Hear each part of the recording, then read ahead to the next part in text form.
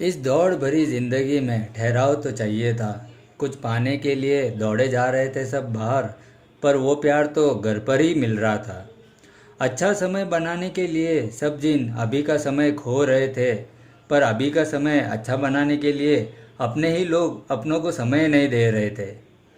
खुशी के लिए तो ज़रूरत बस एक छोटी सी हंसी की थी, पर इस झूठे संसार में वो दिखावों के बीच जो फंसी थी।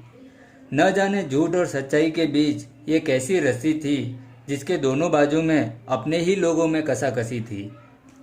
बड़ा बनने की चाहत में बड़ी बड़ी ख्वाहिशें कर रहा था इंसान, बस मांगता रहता था दिन रात भगवान से भिक्षाम। उसे क्या पता कि इंसान रूप में पैदा कर भगवान ने पहले ही दे दिया है उसे ये अमूल्य वरदान। जब अपनों से ज़्यादा परायों पर हो जाते हैं हम निर्भर, हमें पता ही नहीं चलता कितनी बड़ी गलती कर रहे हैं हम खुद के जीवन पर। जब ऐसी महामारी से लोगों को करना पड़ता है साथ रहकर घरों में अंतर ध्यान, तब जाके अपनों को अपनोपन पे जाता है ध्यान।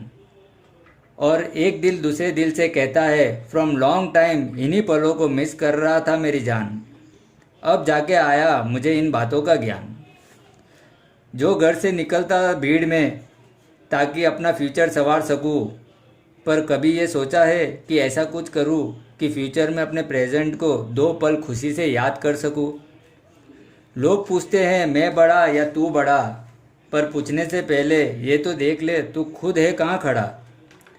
सुबह से लेकर शाम तक काम करके हम कहते हैं मैंने मेरे परिवार के लिए बहुत मेहनत की है, पर परिवार वालों से पूछ तो लो एक बार, क्या उन्होंने आपसे इसी चीज़ की चाहत की है?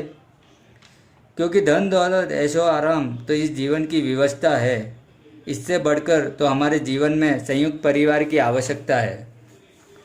आज इस कोरोना संकट के कारण हम बाहर नहीं जा पा रहे हैं, पर इसी के कारण तो पूरा परिवार साथ खुशियां मना पा रहे हैं। ज़रूरत थी जीवन में सुई की और हम भाला खरीदने निकले हैं। कर लो पुण्य अपने बड़ों की सेवा करके, क्योंकि जो हम भुगत रहे हैं वो तो अभी तक के कर्म हमारे पिछले हैं। अब मौका मिला है तो सोच लो, अपनों को छोड़ जिस मंजिल की हासिल करने जा रहे हैं वो कहीं सोने की लंका तो नहीं, जहाँ पर राक्षस तो बहुत होंगे, पर शायद अपने जीवन रामायण के राम सीता लक्ष्मण हनुमान नहीं। कलयुग की दौड़ में त्रेता युग की कर रहे हैं सवारी, क्योंकि रामायण ने दूरदर्शन पर एक बार फिर से जोरदार एंट्री है मारी और सिखा रहा है बेटे होते थे कितने आज्ञाकारी।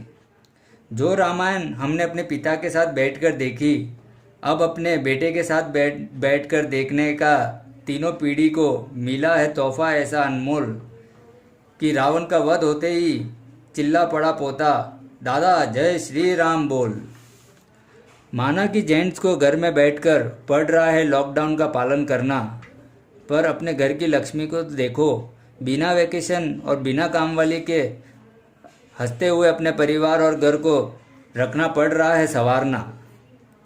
सलाम है उन डॉक्टर्स, नर्स, पुलिस, सरकारी कर्मचारी, एनजीओ और भी जो अलग से देश और देशवासियों की सेवा में दिन रात लगे हुए हैं। हमारे चेहरे पर यह हंसी यूं ही बरकरार रहे, इसलिए अपनी जान हथेली पे लिए मौत के आगे ढाल बनकर खड़े हुए हैं।